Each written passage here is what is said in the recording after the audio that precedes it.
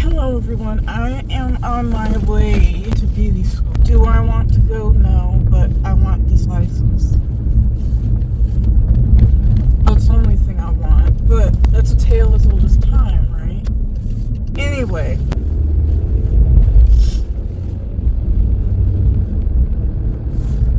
Let me turn this heat up. It's freezing today. The weather tried to kill us here in the Midwest, and then now it wants to freeze us again. And it felt so nice before. It was so warm and should have known. But anyway, I tried to have like a nice opener for when I have certain topics. This is the reason I would never ever date or marry, and it would really have to depend. God would have to be just so in it. And this is not purposely like a sweeping statement, but it's a lot of y'all. It's a lot of you. So, and there's such a thing as, you may not like stereotypes, but, what do you do when the stereotypes keep sticking? So I would never ever date and marry a man who was raised, one, by a single mother. And let's clarify this. I'm not talking about the husband died. I'm not even really talking about the dad left. Just left. So to say. Like 5 years into the marriage, the dad just left. Like, I'm not talking about that. Or left in pregnancy, or, the things shitbags do, right? I'm talking about that was the lifestyle.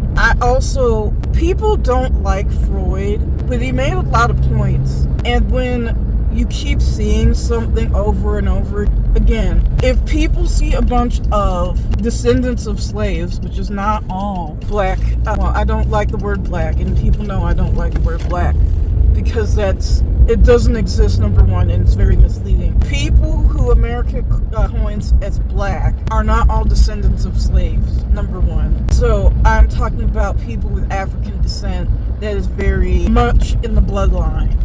Muchly so in the bloodline. My own African DNA started like 40 years ago. Like, honestly, that's when my African DNA started. 40 DNA. 40 years ago. Everything else was not African. So that's when the Africoid, DNA entered. Everything else before that was European, well, basically Dominican, and the Arab slave trade. Because when you see that on Middle Eastern and everything, you were on the Arab slave trade, most likely. And people believe that, if there's no Spanish, no, because you can be a descendant. I'm really a descendant of the Tiano. That's indigenous. And those people are, if you research where your DNA hit, that's the people who are Dominican or Puerto Rican or Dominican. Anyway, so I'm talking about very much African descendants of slaves people. You cannot say that I'm a descendant of slaves either if my African DNA just got here 40 years ago. Like, it doesn't work. So, scientifically, mathematically, or otherwise. So, when people say this stuff about black women, and I hate that term, but black women are fat.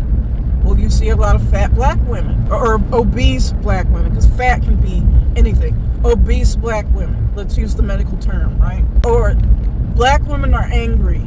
Well, even in my beauty school, I've seen a lot of angry black women. So, and just in life, period. Angry for no reason. You didn't do anything to them personally, but yet they act like you've done something personally to them. So, if a stereotype, it's there for a reason. Black women are bald-headed. Anyway, you get the point. But anyway, I am dealing with the situation. And again, this is not, I feel this way just because of this one situation. I think people who do that are stupid and very ignorant. And they were just looking for a reason to confirm their bias anyway. I'm dealing with the situation at my school where this son of the owner, who his father didn't raise him, but his mother raised him, right? His mother is bipolar and crazy. My mama was bipolar and crazy. I just never knew her because I went into the system, thank God. and there's a lot of people who talk shit about adoption, and it's like, so it's better if children are abused by their own family. And I'm not saying, oh, either this or that. I'm just saying, so you would rather be abused by your own family than strangers? I mean, if you're going to be abused, in my way of thinking, and I have been abused, not like sexually or things of that nature, but abuse is abuse, and it's traumatizing no matter who does it. Now, and actually, let me take that back. It is traumatizing no matter who does it. It's worse that it's your own family. That's betrayal. That's bloodline betrayal. Like, if you were molested by your family, that's worse than a stranger. Now, if your family, again, do you care if, and I'm asking, would it hurt you, people who've been through that type of thing, would it hurt you more that your family didn't believe you or do anything about it, or a stranger didn't believe you or do anything about it? And I guess it would depend who the stranger was, right? But I would be more upset that my family didn't believe me or do anything about it and defended the person or defended the person. Anyway, that's a whole other topic. But I know a lot about this black man, and it fits the stereotypes. It fits every stereotype except for he's not like retarded. It fully, right? He can read, he can write, he's not stupid in that sense. So that stereotype of like the retarded black man, it doesn't count, right? But a situation happened, and this was really, if I get angry, if I go off, I don't do that very often. Number one, the Bible says to be slow to anger, right? But it also says there's a time for everything. There's a time for peace and there's a time for war. Some fat bitch wanted to sit here and pop off at the mouth, who never oversees what I do, and claim that I need to work on my communication. But we'll get there. And this is all to niggadom not taking accountability.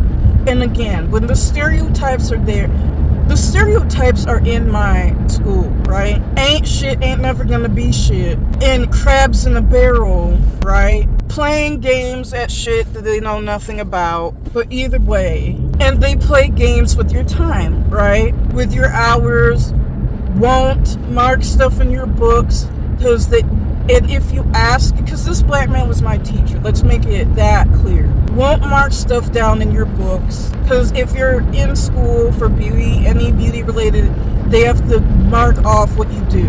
If you ask for anything, which I've never had to do to any other teacher in my life, it's a pain. It's basically persecution to ask someone who chose to get a license to instruct students, to ask that instructor